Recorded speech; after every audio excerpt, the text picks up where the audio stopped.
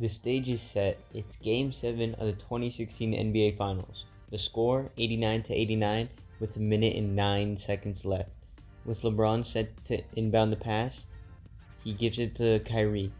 Kyrie takes it to the center of the court. He's covered by Klay Thompson. Klay Thompson switches off of him. Curry's on him. Kyrie steps back 2 steps. He starts dribbling in between the legs. Step back 3. And it's good!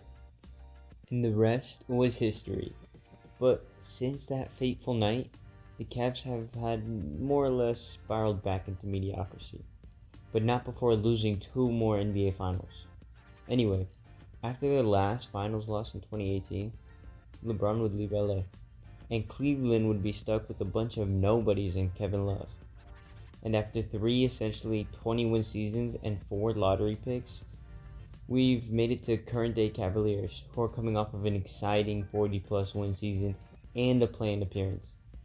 With the team being loaded in young talent from Darius Garland, Sexton, Okoro, Jared Allen, Evan Mobley, and having old heads on the roster like Kevin Love, Robin Lopez, and Rubio, you'd think they'd be destined for a 50-win season. But it seems as though there's one major roadblock in the way of making this dream become a reality, and that's contract talks between the Cavs and the young guard Colin Sexton. And as it stands right now, Sexton is looking like the best free agent left on the market, even if it be a restricted free agent. It's not like Cleveland doesn't want him. They did offer him the qualifying, though it seems like Sexton and his team are waiting for other offers from other teams to see if Cleveland will match. The problem with waiting, however, is that no team wants to potentially be spending a lot of money on this guy if there's still a chance the teams could land KD in some sort of trade. Let it be a slim chance at most for a majority of the teams. So here's the thing.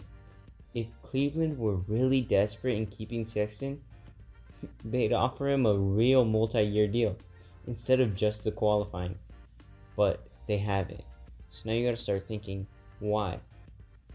And one of the more overwhelmingly obvious reasons being roster fit.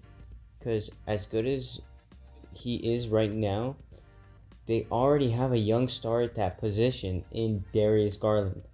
So Sexton wouldn't be playing at the spot he was originally drafted for. Plus, he wouldn't even be a backup point guard if he wanted to come off the bench, because that role is filled by veteran Ricky Rubio, who they just gave a 3-year deal to last month. And at the shooting guard spot, which is where Sexton was before getting injured last season, the team already has recent lottery pick Isaac Okoro and Caris LeVert there.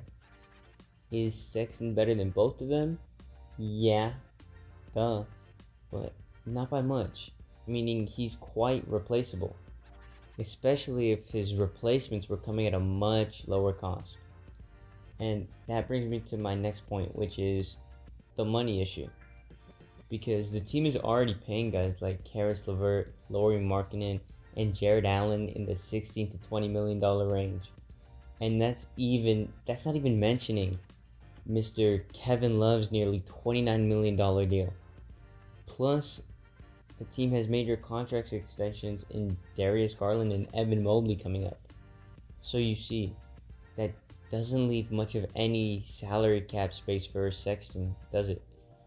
Now, a third and probably final reason for why Sexton's time in Cleveland is probably over is because of the way that Colin plays the game of basketball.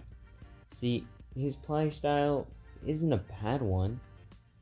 I mean, it got him into the University of Alabama and is what got him drafted 8th overall.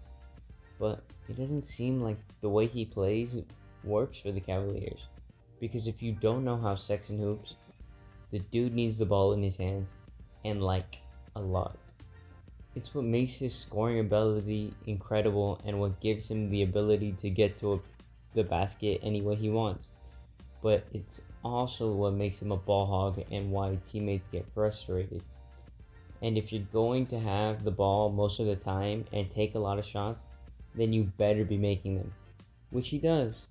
but that's only because he's taking high percentage twos, which isn't a terrible thing unless the guy taking high percentage twos is giving up open threes. It's pretty well known that Colin Sexton isn't a defensive player of the year, but if you're going to force your team to take a lot of 2-point shots, then your defense when guarding the perimeter should be kind of like an all defensive type level. And shout out to Chad Porto of Fansided, who I think describes Sexton's game perfectly with this quote that goes, "It's the old idea that if you score a touchdown twice in a game, but I kick 5 field goals, I'm going to win 15-14. And that's the way Sexton plays. And as long as he's getting enough field goals, aka 2-point shots, to outscore the touchdowns, aka 3-point shots, then Cleveland will be successful." And I know what you're thinking. Well, how does Colin Sexton not fit into the Cavaliers' system if he's been around like the entire rebuild? You'd think that the team would build around their first lottery pick that occurred during the rebuild, right?